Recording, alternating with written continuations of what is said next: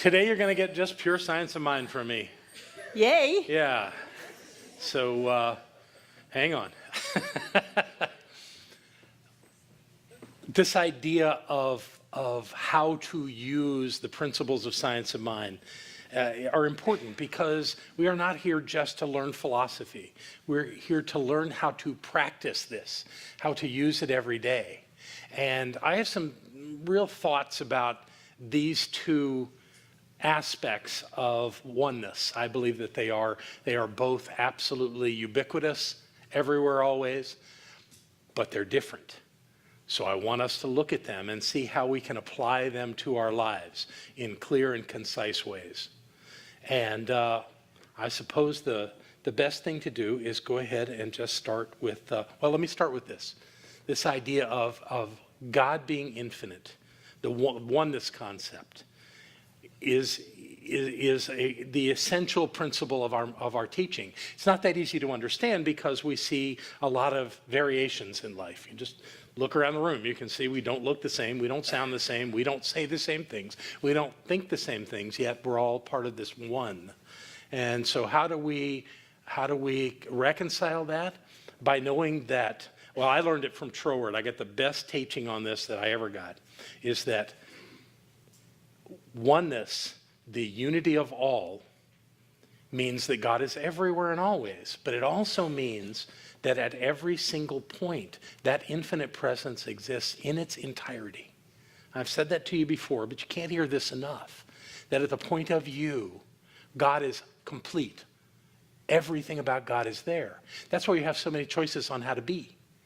And that nobody needs to be the same because we all dwell in that infinite presence. Not that it's infinite everywhere alone, it's infinite at every point.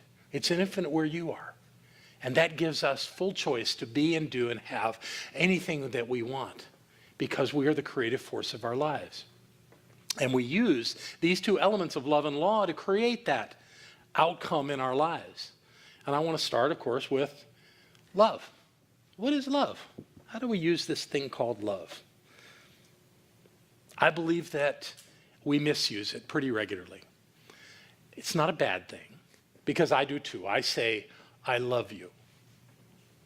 We say love every single time we come together on a Sunday morning. We say it many times, and we refer to it in ways that I think might be limiting, but that's okay. I'm not going to stop saying I love you, especially to the lady on the front row. But what I'm really saying, what that really means to my understanding is that I'm aware of the presence of God at the point of view. Now, I don't think those words, but that's got to be what it is, because if love is infinite, then it must still be the presence of the divine. They must be inseparable. I see them actually as the same thing. If God is everywhere, and so is love. Now, I met a shaman once that told me or described love as the glue that holds the universe together. The glue that keeps electrons flying around a nucleus of protons and neutrons.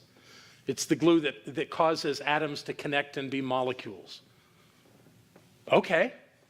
I don't know if that's true or not, but if that is true, then that's just as infinite as we want it to be. It's everywhere. And physicists still are speculating on actually how atoms hold together. They don't really know. So maybe it's glue. But whatever it is, it's everywhere. It's always. Because of that, we can't think that we give love. It's already there. And we can't think that we're not getting love because it's already there. It's everywhere. It's always.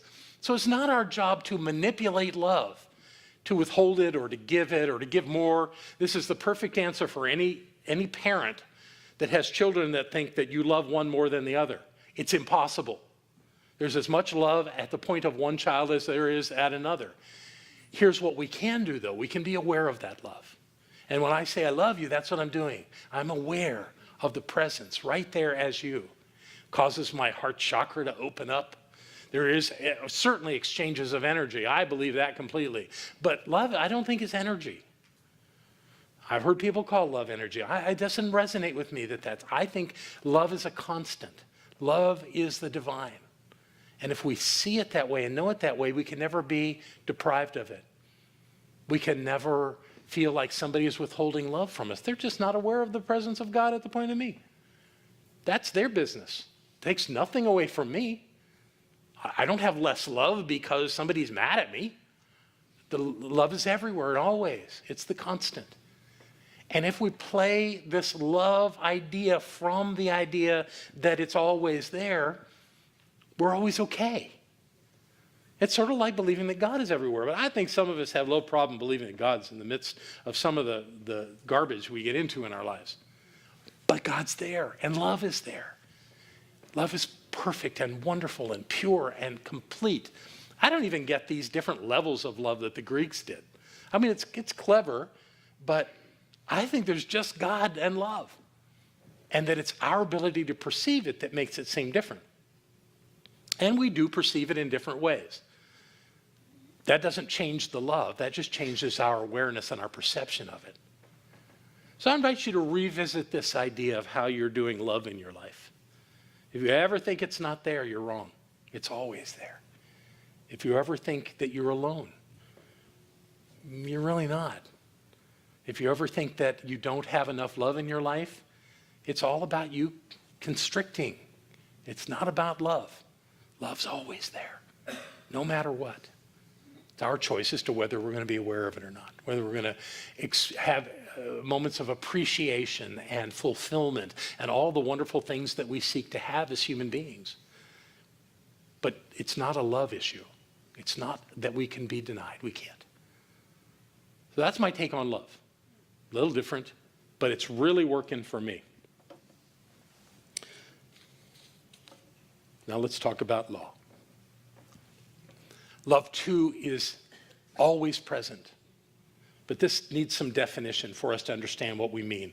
To be clear, we're talking about spiritual law. We're not talking about societal law, but I do want to talk about societal law for a minute because it's a very different thing. So let's just get this societal law, this idea of human law out of the way. We as human beings live together. We have to have some rules to live by. So cultures call them law. So we have all these laws on the books. Does anybody know all the laws? Of course you don't. There's ridiculous laws. There's laws that really seem very helpful. But the essence of societal law is that if you're caught doing something that is against the law, we call it breaking the law, you get punished. Yeah, not all the time, right? Probably a good thing. Probably the most broken law in our society is speeding in a vehicle. We don't always get caught, do we? But when we do, it's expensive.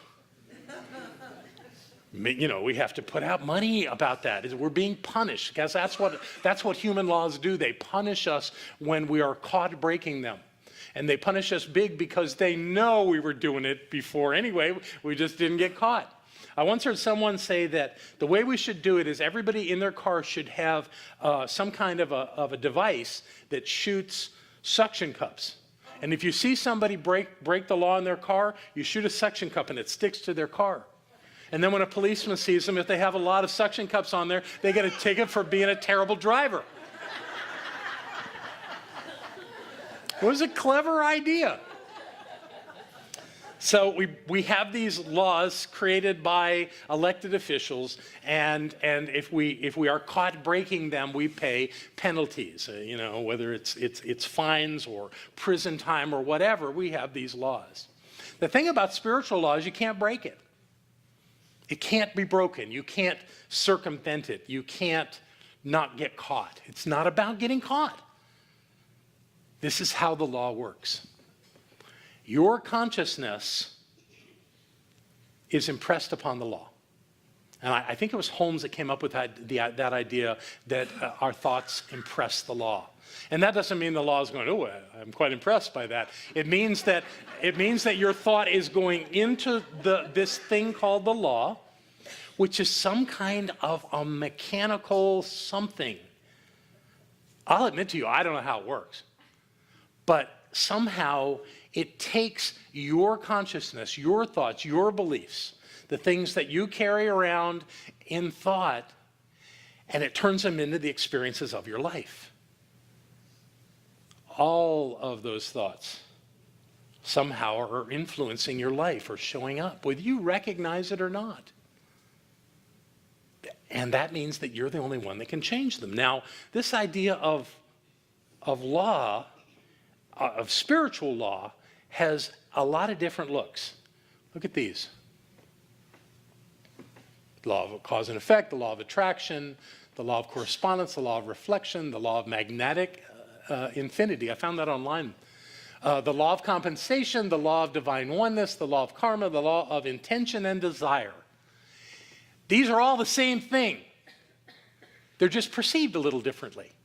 But there's no difference with any of these. There's really only one law, spiritual law. That means your consciousness, and your consciousness is not in your head. Your consciousness isn't even a physicality. But you have a system, a set of thoughts, a set of desires, a set of ideas, things that you know or you believe, whatever words you want to use, that create your consciousness. And that's what's being fed into the law. And the only thing the law can do with that is mirror it back to you. That's all it can do. However you want to describe it through any of these ideas, it's the same thing. It gives it back to you. It shows up in your life. And when you see that happen, you go, see, I knew that's the way it was. Because it's what you believe to begin with. It's a brilliant system that allows all of us to experience the life that we think about. And we think that's the way it is. And we think that's the way life is for everybody else. But it's not. They're impressing the same law with their consciousness, creating the outcomes in their life that are in alignment with their beliefs.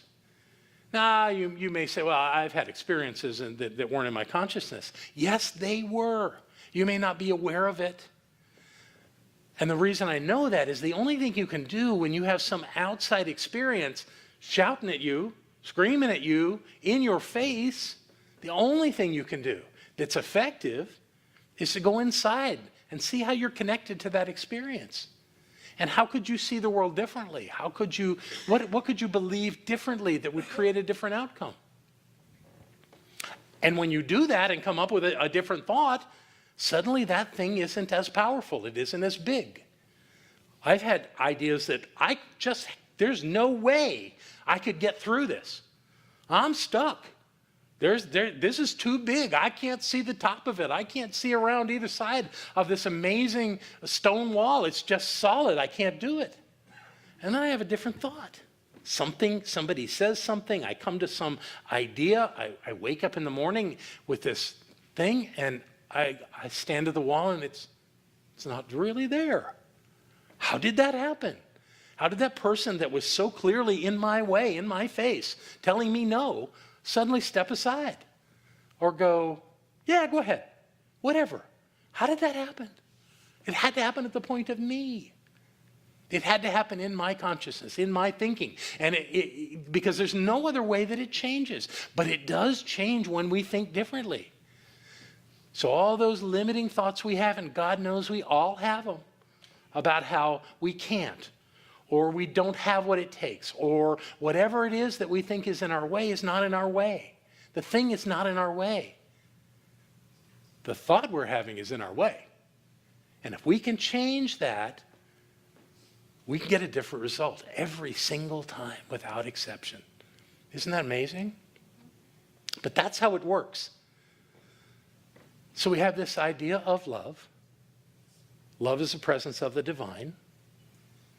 When I focus on that, and I believe in that, and I live by that, what's the law going to do? It's going to reflect that into my life. That's why our upset, our fear, our confusion become our blocks and become so powerful, because we feed them with what we think helps, and it doesn't help. And they grow.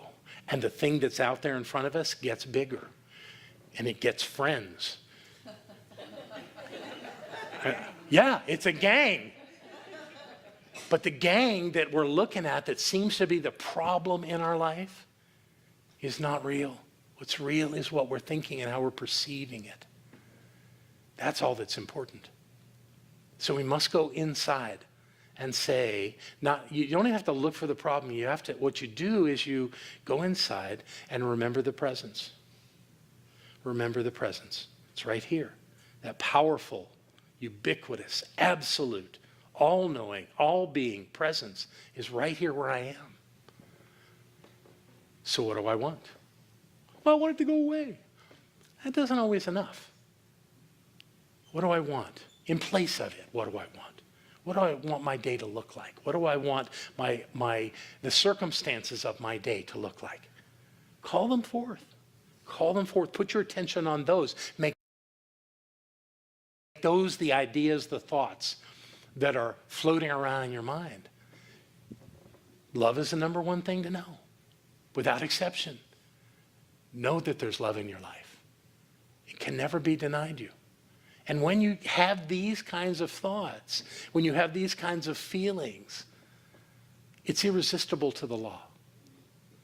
But I have to say, your cursing and struggling is also irresistible to the law. It will take whatever you give it. It doesn't care. The law will never go, that's really not a good idea. It won't go, no, I refuse to do that. It's glad to do whatever you want.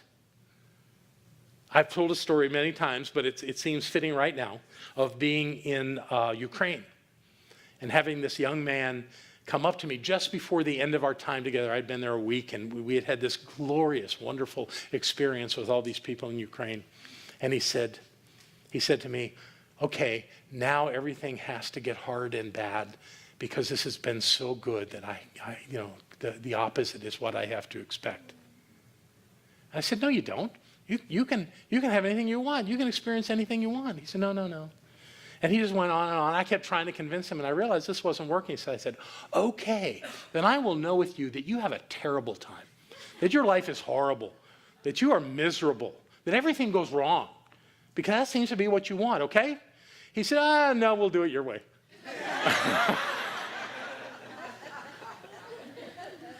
He's now married to a former executive to the movie industry, who apparently amassed enough fortune that she quit the music industry and moved up to Santa Barbara, bought a big, beautiful house, and the two of them lived there in glory. And apparently he took my advice and went my way. And he is no exception to how life works. This is how life works. This is the way it does. But we have to be the conscious ones to make it happen. We have to make those choices moment by moment, day by day, that we get what we want, that we get to experience the fullness and the richness of life. And with that information and with that understanding, the law can do some pretty amazing things.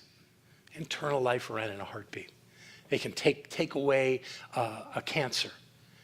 It can make the perfect person show up to be a soulmate and a relationship for life. It's all about how you see it and what you're open to. We got an update on the story. Those of you that were here when I talked about Reverend Jane Beach and her house not catching fire, the woman continues to amaze me. She's actually selling her condo to one of the ones that lost their home. And she's selling it with all of her furniture so they can get started right away.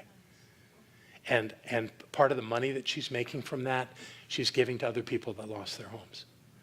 I mean, a woman just keeps doing it. She keeps living that, and she's living this principle. She absolutely is. What she's putting in the law is that there's always more than enough. There's always more than enough. That's what we do when we have our pass our baskets on Sunday morning. We're all saying, I have more than enough. Here's some for the sinner. And what happens from that? Your wealth grows. Everything that we put into the law grows. So put things into the law that help you and make love number one. If you do, I promise you, your life will change. In fact, why don't we just make this our task, our assignment for this next few days? Thanksgiving is on Thursday. I want to invite you to fill your thinking with the idea of love. And then let your heart open and see love everywhere. And then come here Thursday morning at 11 and let's talk about it and see what's happened. And then everyone's going to have something to be grateful for, because something's going to happen in every one of our lives if we choose love and we keep that our focus, because the law will take it and create magnificence in our lives. Does that work? Yes. All right. I love you so much. Thank you.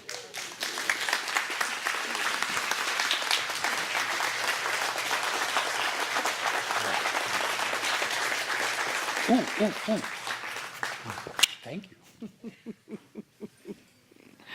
Thank you.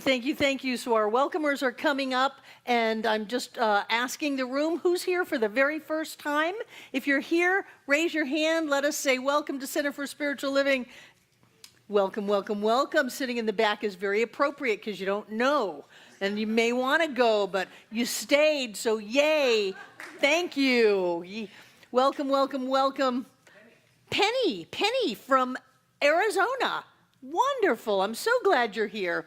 I believe that when you come to a place like this, and I'm totally biased for this particular place, I think this is the best center in the world, but when you come to a place like this, something happens to you. Not only do you learn great things about how to create your life, but on an energetic level, things shift.